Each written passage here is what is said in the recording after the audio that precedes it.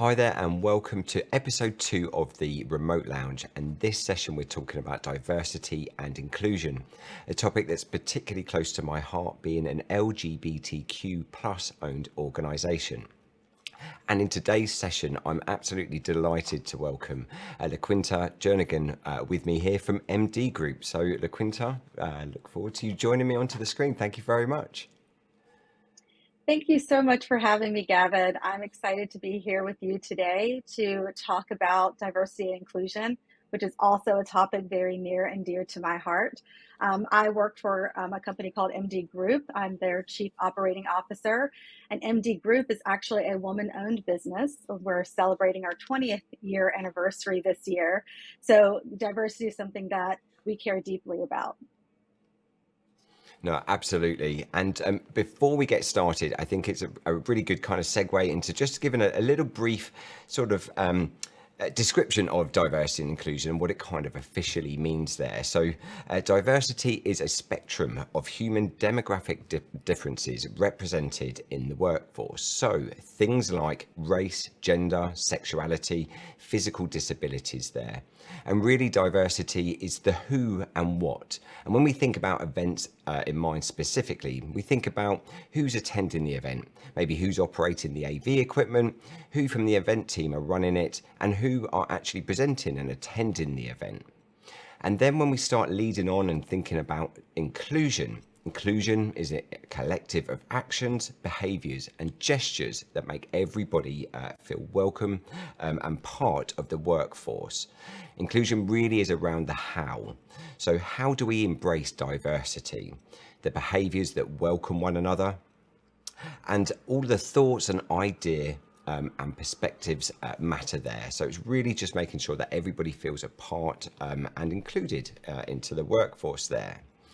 So leading on, so more recent social changes, and particularly with women-owned businesses, and of course the Black Lives Matter development, means that diversity inclusion is more important than ever. So that kind of, I'm going to go straight in with a question to you now, LaQuinta. So thinking about D&I, really, what does that mean to you personally?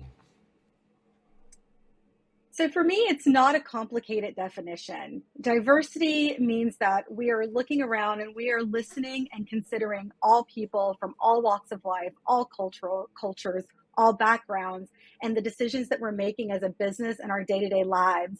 We want to make sure that we're not only listening to those individuals, but we're engaging with them, and that they're part of the decisions we make about not only our internal processes as an organization, but the services that we're offering, to make sure that all of those viewpoints, all of those lived experiences are actually considered and a part of those decisions and those services. And then when you look at inclusion, to me, it's even more simple. Are we inviting all of those different people to the table? Are their values and their needs relevant to the processes that were put in place for them to follow? Are some of their concerns being listened to and woven into the decisions that we're making as an organization? So diversity is making sure that everyone's represented well, and inclusion is making sure that all of those people are invited to the table and that their voices are heard and their contributions are seen. No, absolutely, and we of course feel the same here. And I think that's really the key point there, isn't it? It's just making everybody feel a part of it, being open personally as well as an organisation, and thinking about now organisation. How particular? What are MD Group kind of focusing on, and how are they championing diversity and inclusion there? Right. So we're doing it in two parts. So we're looking at it from an internal perspective as well as an external one. So from an internal perspective, we want to make sure that our organization is inviting to all people. We want to make sure that it comes through in our mission and our core values and the culture that our organization puts out there. We have an internal diversity and inclusion committee that is open to anyone in the organization that wants to join. And we meet on a monthly basis to discuss issues, concerns, ways that we can make the environment at our organization better for all. And I think that that's really helpful and beneficial. And that committee has actually put together a couple of different new processes and things that we can do as an organization to make ourselves more diverse and more inclusive. So it's great to have those people who are listening to others within the organization, aware of issues that are going on in our communities, bringing them to the table so that we can consider how as a business that impacts us and how we can make it better. From an external perspective, our mission here at MD Group is making sure that we're always putting the patient first. That's always been our mission. But a part of that is making sure that patients everywhere have access to clinical research. So the services that we offer our clients are designed to make clinical research more accessible to communities that are often overlooked. And in doing so, our clinical trials will become more diverse, which is a huge initiative that the life sciences industry has right now overall, is to just really make sure that every trial that we're putting out and conducting has diverse representation of all different groups and communities represented in that research. No, and that's really great to see, isn't it? Because it's not just thinking about your workforce or thinking about the kind of your clients as such and the people that you're servicing there. We have to think about it collectively, don't we? And not kind of focus on a particular area. For it to work across an organization, it's got to start right from the bottom to the top, focusing, on all the different areas, your suppliers, your contractors, the patients that you're servicing, your clients. It's quite a broad spectrum that's got to be thought about. Exactly. No, and it's a big project as well. It's something that is so important. It's a big project, and with there being lots of different groups there and minorities and different aspects to think about, it is quite a vast and it is quite a task to do, isn't it? It really is, and you can't do it alone. It's one of the biggest mistakes I think that people make when they come into this space is to think that they can speak on the behalf of all other groups, because that's just not true. I can only speak on behalf of my own lived experiences, and that's an important perspective to have, but it's not going to be the same as your lived experiences. So I think organizations really have to be open to listening to the other different people that you have within your organization, but also making those connections with community organizations, advocacy groups, understanding what these different communities need, what their biggest challenges are, what their lived experiences are, and then taking those learnings from these partners out in the community and applying them to your practices and applying them to the services that you're offering. Because a big part of this is listening and embracing other people's experiences, and we can't pretend that we have those for everyone. Yeah, and I think that's a really nice touch point that certainly I pick up on is that listening approach, isn't it? It's not just about pretending that you know it all and you've done some research on the web and this is what you have to do. It's about listening to people kind of on the ground that are experiencing these things and taking their influence and then applying it to your business model there. Yeah, absolutely. I mean, I like to talk about cultural awareness as one of the biggest things that you can bring as an organization to services that you offer. And for MD Group, because we work with so many different patients across the globe, we have to have that cultural awareness wherever we're going with whichever group of patients we're working with from whatever communities they're from. And we depend heavily on our partners and the boots on the ground within those communities to be able to provide that and help us learn a little bit more about this culture so that we can better serve them and reach them where they are. No, absolutely, and I think that leads me quite nicely on is nowadays we're hearing lots about D&I quotas all the time, and thinking about it in particularly with companies that they've got their quotas there, and they've got and they've got to require certain minority groups within their organisation, and we have this tick box sort of exercise. Lots of people are saying that it's seen as a blessing, also a curse. So, what would be your thoughts on that? Yeah, this is a really good point. It can be both. I think that when you have D&I quotas that are there as just simply a metric to tick a checkbox, it's not genuine. People read through that. I certainly don't want to be hired because I have to be the one Black female hire for the year. I mean, no one, that's not embracing and welcoming at all. So it can't be a forced metric that you just have to accomplish to meet some internal goal. It has to be genuine. Diversity and inclusion has to be something that's woven into your mission, your core values, your culture. And if it's not, it's just not going to come across as such. And candidates feel that. They can see when it's completely fake.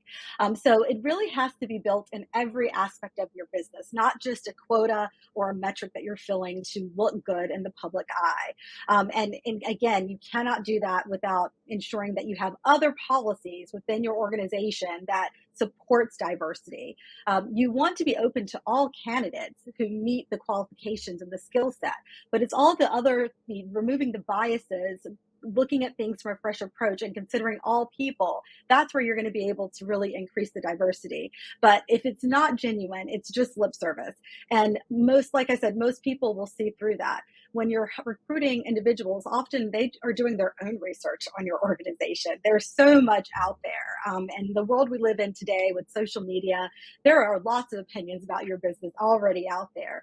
And they can do their own research. And typically they'll be able to come to their own conclusion of whether or not this is truly a company who values diversity. They'll look for people in leadership positions, or is there any diversity in that? They'll look, at the types of clients that you work with. So it's not going to be enough just to have it as a metric at the end of the day. Yeah, and I kind of think, or my views in it, is that ultimately the risk is actually being exclusive.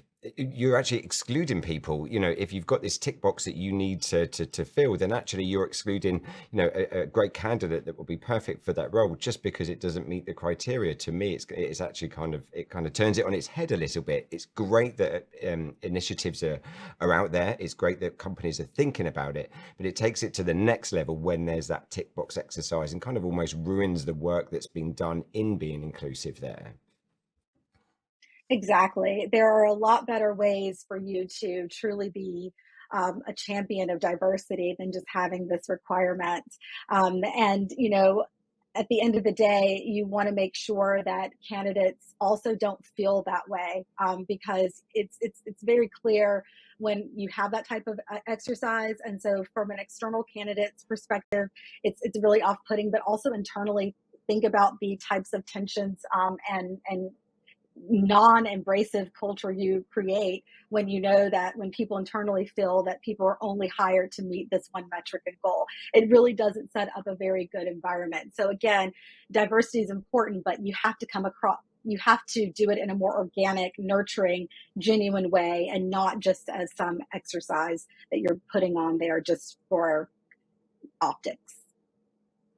Absolutely. It's got to be natural, and it's not a forced thing here. It has to be natural, in all accounts there, and for it to be felt, like you say, across the organization, not just for new candidates, actually not just for the clients that you're dealing with there. If it's natural, it's going to be felt, it's going to be across the board, because that is also the danger. I like what you're saying there, that actually it's the existing employees that are also going to feel it, and if they start feeling that jobs are being filled just to tick a box, then it creates almost a toxic culture there, doesn't it? Right, exactly.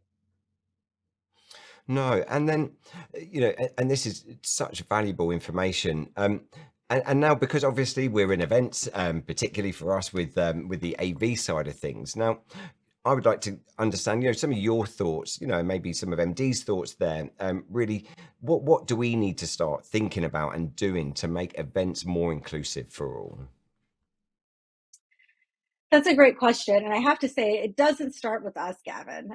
So we're in the business, MD Group particularly, and I know that you support these types of meetings as well, but we work primarily within the investigator meeting, KOL meeting space, HCP attended events that are supporting a clinical trial. And, the first step is making sure that our sponsors are making the effort and diversifying their site pool, reaching out to Yeah. physicians in some of these more diverse communities and inviting them to participate in research. That's a step that has to happen first. And it's a step that's very urgently needed in this industry for our sponsors to start taking, because without that step, we're not going to have diverse investigators, and we're not going to have as diverse of a pool of patients as we want. So once we have the invite list looking diverse, which, we depend on the sponsors to do, then I think that's where we come into play, and making sure that we're embracing the diversity of our participants, and making the event as inclusive as possible. So I see where we are as the champions of the inclusion part. So when we're looking at an event, we want to make sure that we're looking at everything from location down to the meals that are offered. And when I talk about location, I mean that we want to make sure that we're not picking locations that may, be well known for being adverse to certain populations. So let's not go to a city who has really strong anti-LGBTQ plus laws in place. That's not inclusive. Let's not go to a place that's, historically seen as having lots of pockets of racism. Let's not do that to our attendees. Let's find locations that are inclusive of all types of people. And then when we find that location for the event, we need to make sure that we're just considering all walks of life, and every aspect of the planning. Is the event set up in a way spatially that allows access to all, whether they're, in a wheelchair or not? Is it accessible? Are our presentations set up in a way that is acceptable to visually impaired or hearing impaired individuals? The meals that we're offering, are we thinking about all types of religions and cultures and dietary restrictions in our meals? Back in the day, the standard is to just offer, your basic, a vegetarian, a chicken, a red meat meal, and anyone who didn't fit within that normative, you would give a special color card to, and they'd have to present it to the waiter. And that's making that person the other, and that's not inclusive. So we need to consider having other meal options as a standard, not just as an option for someone to have to stand out and present that they need something different. So just thinking about all of those things when we're planning our events, that's where the inclusion comes in, and that's where we can really be really good advocates for that. No, absolutely. And obviously I've been involved in lots of events, and it's kind of also down how we communicate to our delegates as well. I've seen it where that's again, that option, you have to tick this, you have to tick that to kind of, and actually it's also removing those sorts of barriers. Actually, everybody should be catered for. It should be a given that, the varied meal choices are there. It should be a given that that there's disabled access to any of these locations, access to the stage. It should be given that the content is nice and clear, that everybody can see it regardless of their disability, without people having to have to tick a box to say that they require the assistance. We should be thinking that as a given up front, without having to draw any attention to it, because attention is not needed to be drawn to it. Yeah, absolutely. And even, I'm glad you just mentioned how we're communicating to the delegates, but even from the invitations, we need to stop assuming we know pronouns, and letting our delegates choose their pronouns before we address them. So it's just thinking about outside of yourself, and considering everyone, and thinking, okay, is there anyone that's excluded, or am I doing something or creating a practice here that would make someone else feel not welcome? And if so, how do I fix it so that it is a welcoming practice instead? Absolutely. And, if I think about our sector, particularly in the AV world, it is a very much a white male driven sector. And for us, we want to encourage a more diverse group to be involved in this. And I know particularly in the women's sector, there's Avixia, which is focused on getting women back into, into the tech environment. We know that in the creative world, it is a bit more of a mixed demographic there. But really, that's what we want to try and do, is encourage that involvement, and it shouldn't be, to me, necessarily approaching minority groups. It should be just, actually, this is open for all, and we want to try and encourage that kind of mass involvement there. As much as we can, particularly in the AV world. And then kind of thinking about the event agendas, the presenters, can we do anything there to kind of encourage a bit more diversity and inclusion when we start kind of building the actual program to the meetings there? Yeah, I think that, that's kind of where I think we again can be advocates, so we're guiding our clients, and providing them with our our expertise in making the right decisions around their meetings. So everything from location, venue location, hotel, format, food choices, things like that. And I think this is also another area where we can step up and guide. So when we see a presenter list, maybe we ask about, like, what does the diversity of presenters look like? We want your presenters and your agenda, your speakers, to match the diversity of your audience. And if we've been successful in diversifying our audience, then it would be a big fail to not diversify the speakers. I know some of this is a little bit out of our control, because it also depends on, again, this is why it all starts at that core value of a company, right? Have they set up their organizations in a way that they have leadership, they have SMEs that are diverse? Because we can't fix Yeah. that for them, but we can at least guide them and steer them to think about these things. And hopefully in that thought process, they'll find, other solutions and ways to diversify that speaker list and those presenters. So I think that it's really important that we are not afraid to speak up to our clients and advise them that, this is something that's really important for you to consider if you would like to go back and revisit this and see if there's anything you can do to make the speaker list more diverse, because we know from experience that the audience will be very appreciative of that. Exactly that, and I think that's it. It's having that strength to champion these these types of points, to get them across, and we should be in a position to use our experience and also our position, and that we've got, both being diverse businesses, that actually gives us a little bit more kudos, really, if anything, for them to listen to us. It shouldn't need that, but it does, unfortunately. So we should be able to really use that experience to encourage them. And for me, I always think about, it's very natural for us to think about the event in general, but nowadays as well, with the use of virtual meetings and hybrid meetings, what is great is that actually can encourage diversity and inclusion even more. Because sometimes we hear excuses, well, they're the only presenters that are available. Well, actually, now we've got some great tools out there to bring more people in. Oh, so and so can't attend because of they may have a disability. Well, they can still attend the event. We're all very used to virtual events now. We're all going into the world of hybrid events. So actually, there's no excuses for companies to exclude anybody, and it should be just part of that natural approach now, to have all these tools, all these great tools that we use available, to make sure that everybody feels a part of the event as they should be.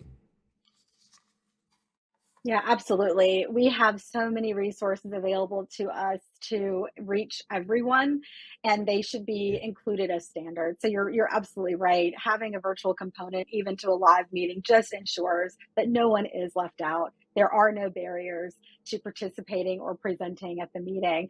So that's a really good point. And I think that as event planners, this is something we should also be advising of, and making sure that virtual components are available to our clients to use for any type of meeting, just because we know that, as we live with COVID-19 and we kind of move from pandemic to endemic, there are still going to be people who would like to utilize just participating virtually, and we don't want to exclude them either.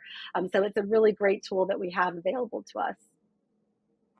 Yeah, absolutely, and ultimately, there's just no excuses, is there now? And we know for bigger companies, there's some process there. It is, some things take longer to implement, but every company, can start this, immediately. And I think it's all about having that open mind, that open attitude to it. Listen to your peers, listen to the different cultures, listen to the diverse groups, and ultimately, the goal is actually to have no such thing as minorities anymore. There should be no such thing as minority groups or anything like that. It is just a big open environment where everybody's inclusive, and that's the main sort of message I'm hearing from this is it's going to take time, but it's actually breaking down those barriers, so we are one collective at the end of the day.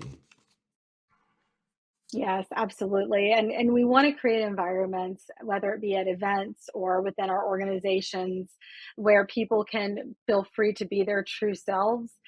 We all know that diversity brings so many rewards, with innovation and just coming up with new solutions.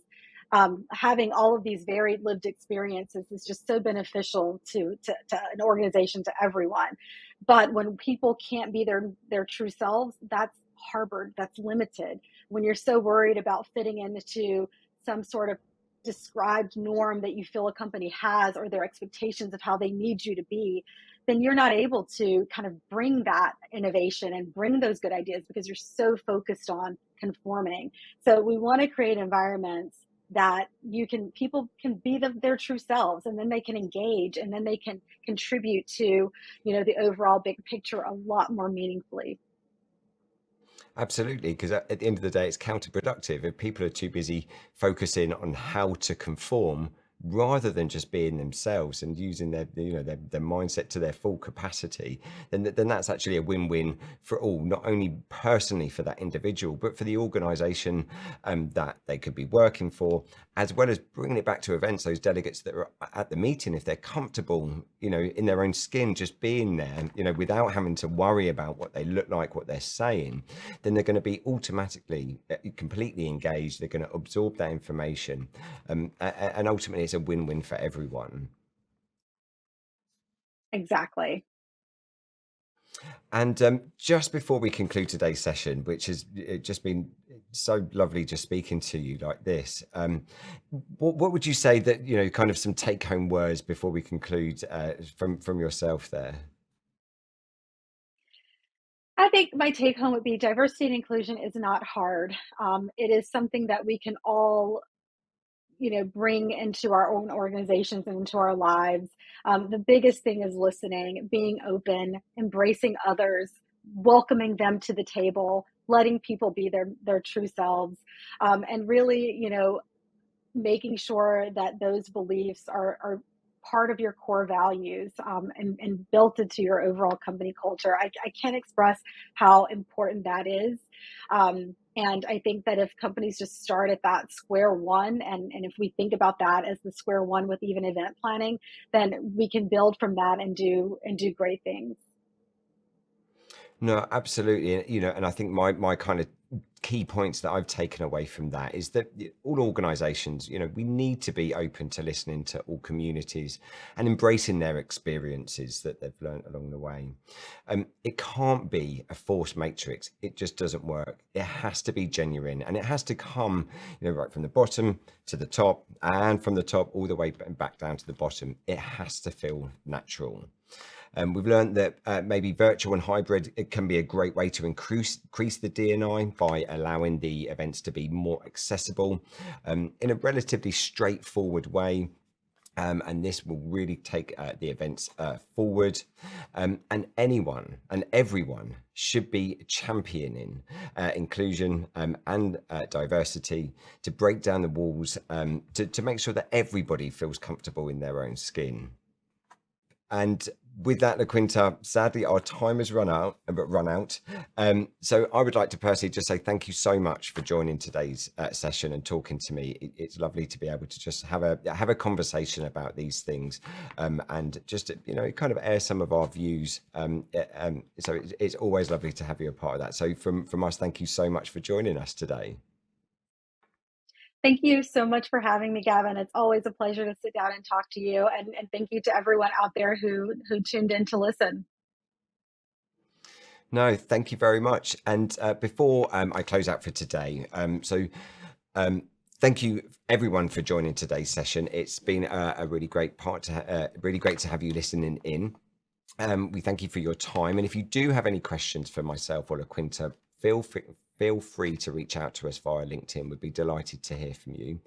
So that now closes today's session. So please do look out for Remote Lounge number 3. We'd be delighted to have you a part of that. And with that, thank you very much for joining us.